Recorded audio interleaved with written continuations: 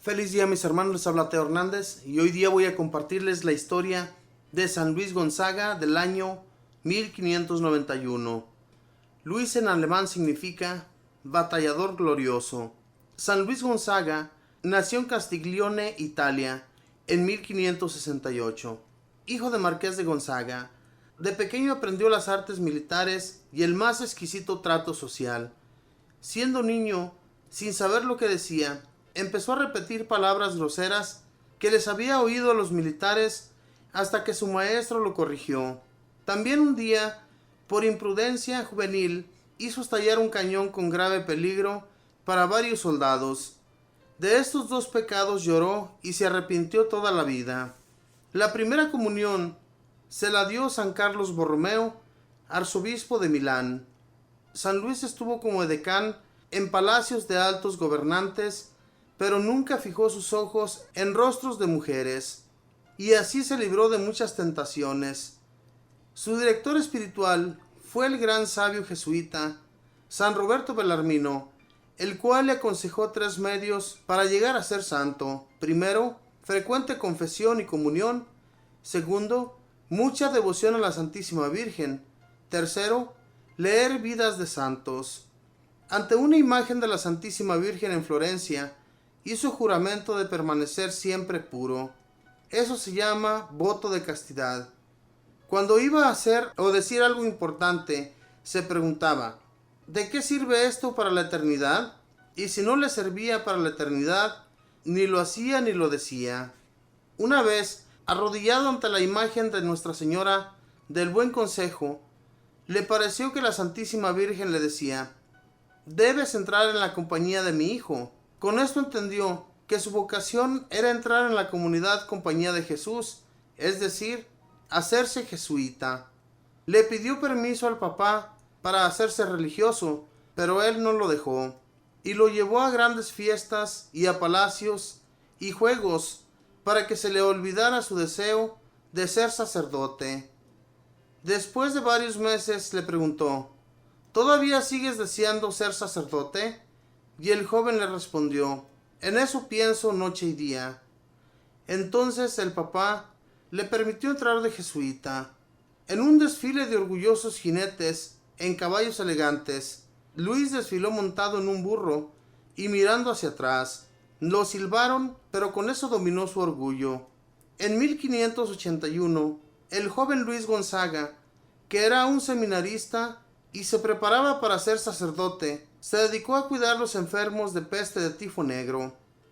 Se encontró en la calle a un enfermo gravísimo, se lo echó al hombro y se lo llevó al hospital para que lo atendieran. Pero se contagió de tifo y Luis murió el 21 de junio de 1591, a la edad de solo 23 años. Murió mirando al crucifijo y diciendo, ¡qué alegría cuando me dijeron, vamos a la casa del Señor! La mamá logró asistir en 1621 a la beatificación de su hijo. San Luis Gonzaga tuvo que hacer muchos sacrificios para mantenerse siempre puro, y por eso la Santa Iglesia Católica lo ha nombrado patrono de los jóvenes que quieren conservar la santa pureza. Él repetía la frase de San Pablo, domino mi cuerpo y lo reduzco a servidumbre, no sea que enseñando a otros a salvarse, me condene yo mismo. Sufría mucho del mal de riñones y esta enfermedad lo obligaba a quedarse días enteros quieto en la cama. Pero esta quietud le trajo un gran bien. Le permitió dedicarse a leer la vida de los santos y esto le animó muchísimo a volverse mejor. A veces sentía remordimiento porque le parecía que deseaba irse demasiado al cielo. Su confesor San Roberto, que lo acompañó a la hora de su muerte, dice que San Luis Gonzaga murió sin haber cometido un solo pecado mortal en su vida. Apenas él se hizo religioso, su padre empezó a volverse mucho más piadoso de lo que era antes y murió después santamente. Luis renunció a todas las grandes herencias que le correspondían con tal de poder hacerse religioso y santo.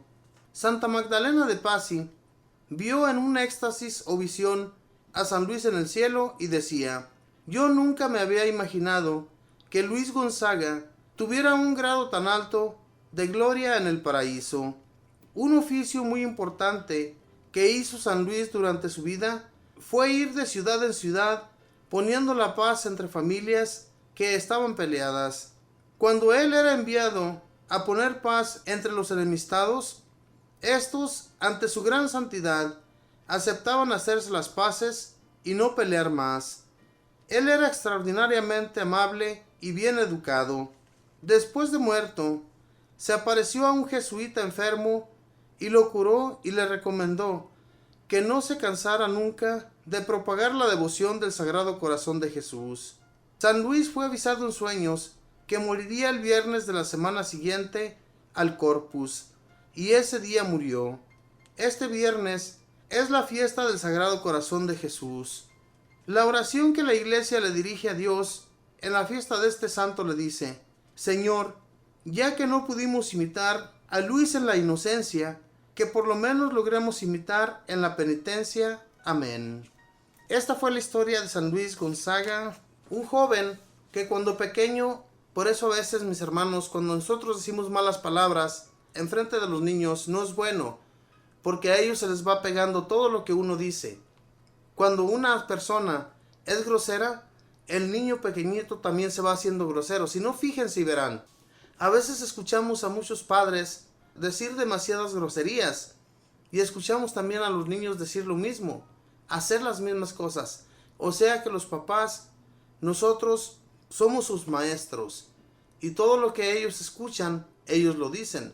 Este niño, cuando pequeño, repetía las palabras malas que los soldados decían, pero como él era educado en una escuela, pues yo me imagino que una escuela muy importante, pues su educador lo empezó a corregir, le empezó a decir que eso no era bueno. Entonces, más tarde, mis hermanos, a él le emociona mucho el irse de religioso. Su padre se lo impide, su padre no está de acuerdo en que su hijo se vaya de religioso. Entonces lo empieza a llevar a fiestas, a divertirse, yo me imagino que con mujeres, cosa que a él pues nunca le gustó, ya que cuando él trabajaba en los altos puestos de gobierno, nunca miró a las mujeres frente a frente. Hermanos, ¿cuántos podemos decir esto que este gran santo llevó a cabo? ¿Cuántos podemos alejar nuestra mirada de las mujeres? ¿Verdad? Es muy difícil, especialmente cuando vemos a una mujer muy hermosa, se nos va la mirada, ¿verdad? Eso no es bueno, porque si nosotros sentimos el deseo, ¿verdad?, de llegar un día ante la presencia del Señor limpios, pues no vamos a lograrlo con ese simple hecho. Dios es el que da las fuerzas para hacer todas esas cosas. Y si nos mantenemos en oración, y como decía aquí en la historia de San Luis Gonzaga, que su confesor le decía que para llegar a un gran puesto de santidad hay que ir mucho ante un sacerdote y arrepentirse uno de sus pecados y hacer mucha comunión y también leer vida de santos. Y esto, mis hermanos, nos va a ayudar muchísimo a llegar a tan gran alto puesto de santidad. Pero si no logramos hacerlo, es porque no nos hemos acogido al Señor. De esa manera, nunca vamos a poder. Tenemos que acercarnos más al Señor. Tenemos que pedirle que Él sea que nos vaya dirigiendo para poder entrar en un gran puesto de santidad. La santidad se gana, mis hermanos, por medio de la oración y, como también les decía, por medio de confesar uno sus pecados y por medio de comulgar, si se pudiera, todos los días. Esto nos ayudaría muchísimo para no tener miramientos hacia las mujeres y para no ser tan groseros con las personas. Eso nos ayudaría muchísimo, pero no vamos, hermanos. A veces está expuesto el Santísimo en nuestros templos y tampoco vamos. ¿Qué es lo que nos está pasando, mis hermanos? ¿Por qué nos estamos alejando cada vez más de Dios? Si de Dios somos. Un día, si llegamos a estar en su presencia, eso es lo que vamos a hacer día y noche. Contemplar el rostro de nuestro Dios. Y si estamos aquí, y si tenemos el tiempo, y si podemos lograr llegar ante su presencia, ¿por qué no hacerlo ya desde aquí? Contemplar el Santísimo, ir ahí cada que nosotros podamos y hablarle a nuestro Dios, darle gracias por ese día, darle gracias por nuestra familia, darle gracias por todo, porque de Él recibimos todo. Y entonces Dios, mis hermanos, que es bueno y misericordioso con cada uno de nosotros, nos va a ayudar en todo. Pero tengamos fe y confianza en Dios. Si no logramos tener esa fe, como muchos de estos hombres que lo hacían de todo corazón, todo lo que hacían lo hacían por amor a Dios. Dice aquí en su historia también que se le apareció a un jesuita y lo curó de su enfermedad. Esto le sucede solamente a las personas que llegan a ser muy santos, ¿verdad? Si nos metemos mucho a la oración, también podemos llegar a tener éxtasis y tener visiones como estos hombres llegaron a tenerlas. Pero no las tenemos, hermanos, porque no somos santos, no tenemos nada de santos. Entonces necesitamos estar más en oración, meternos más de todo corazón. No que lo que nos sucede muchas de las veces, hermanos, que estamos haciendo oración y estamos pensando en otras cosas. Estamos pensando en qué vamos a hacer más tarde y qué estará sucediendo allá afuera. De eso no nos va a servir nada la oración. Hay que meternos realmente en el Señor. Que el Señor tenga miramientos con nosotros y escuche nuestras oraciones cada que las exponemos ante Él. No que así estamos haciendo una oración vana que no la va a escuchar y de nada nos está sirviendo. Cuando estemos ante Él, abrámosle el corazón. No seamos mentirosos, seámosle lo más posible sinceros a nuestro Dios y Él siempre nos va a escuchar. De lo contrario, nuestra oración no va a ser escuchada. Tenemos que meternos bien profundamente ante el Señor para que Él nos escuche. Que Dios les bendiga, mis hermanos, que pasen un feliz día.